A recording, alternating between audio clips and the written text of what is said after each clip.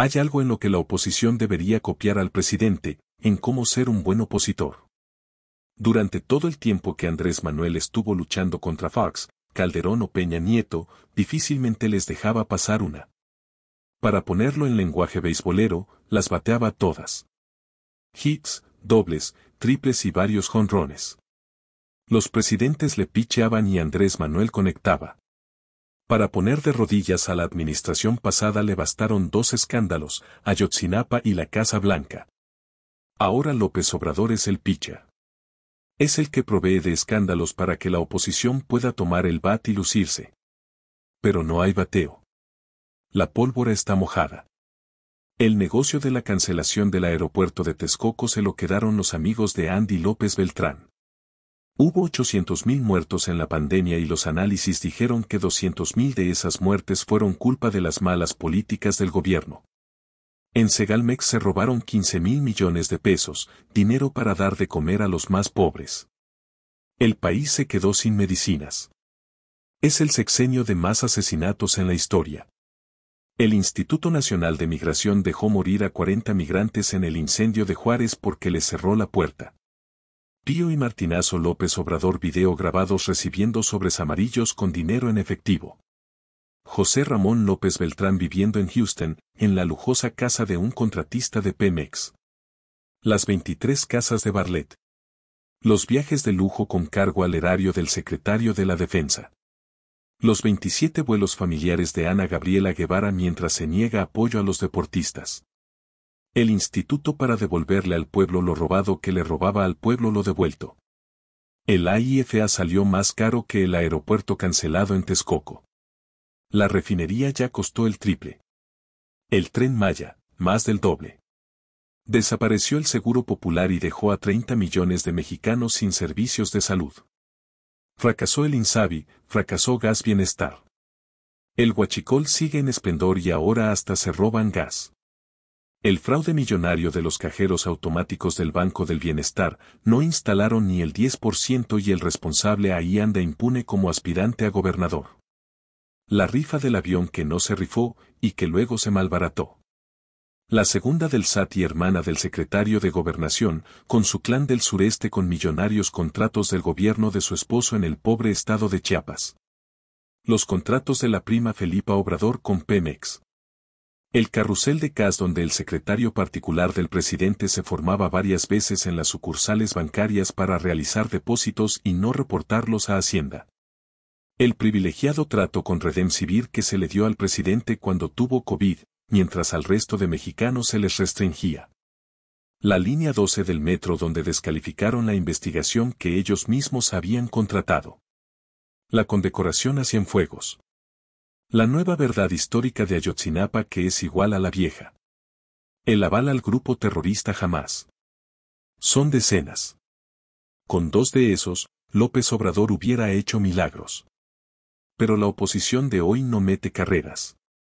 Ataca y suelta. Y así no van a ganar el partido. Por otro lado, la polarización en nuestro país ha llegado al grado de utilizar argumentos falaces para demostrar que son indispensables los actos llevados a cabo por el gobierno de López Obrador. Desde la semana pasada comenzó a gestarse el acorralamiento al Poder Judicial de la Federación. Quienes intentan defender el golpe afirman que las peras son lo mismo que las manzanas para convencer a la población.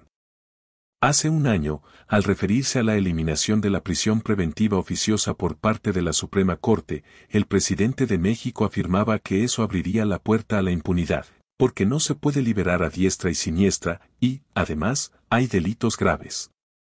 Más allá de que el presidente no entiende por qué la eliminación de la prisión preventiva oficiosa nada tiene que ver con que una persona sea exculpada de un delito, lo cierto es que está convencido de que la figura debe existir. El pasado martes el presidente cambió su postura, creo, sin darse cuenta de que caía en una contradicción. Bajo la línea argumentativa de defender la desaparición de 13 de los 14 fideicomisos, el presidente lanzó la queja: hay miles de personas que tienen 10 años sin sentencia. ¿De verdad el presidente cree que esos años sin sentencia se deben a que el personal del Poder Judicial se va de vacaciones?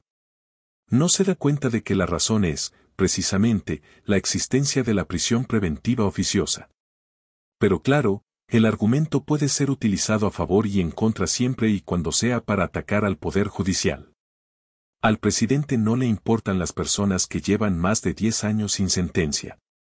Ayer en el programa de Ciro Gómez Leiva por la mañana, el opinador Epigmenio Ibarra refirió que para la inmensa mayoría de las y los mexicanos, sobre todo los más pobres y vulnerables que han estado en contacto con el Poder Judicial, y de eso hablan los miles que esperan sentencia desde hace años en los reclusorios, no es sorpresa que el Poder Judicial no funciona como debiera, que la justicia tiene precio en nuestro país y que, por tanto, no es justicia.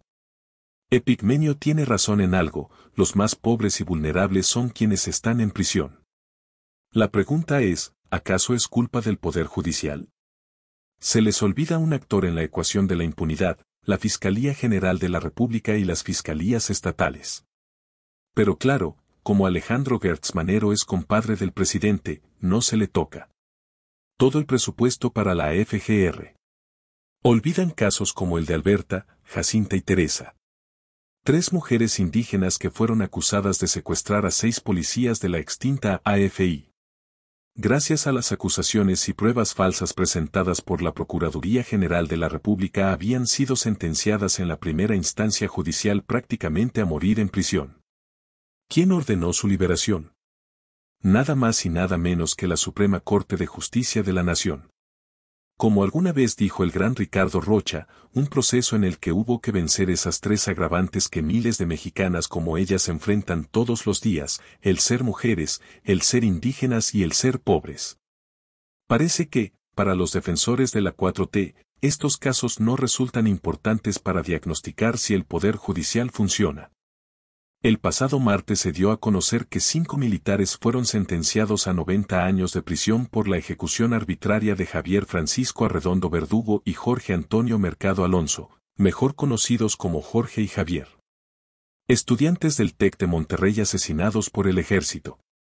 Y sí, la sentencia por parte del Poder Judicial ha tardado más de una década, pero de nuevo hay que preguntarnos, ¿de quién es responsabilidad el retraso?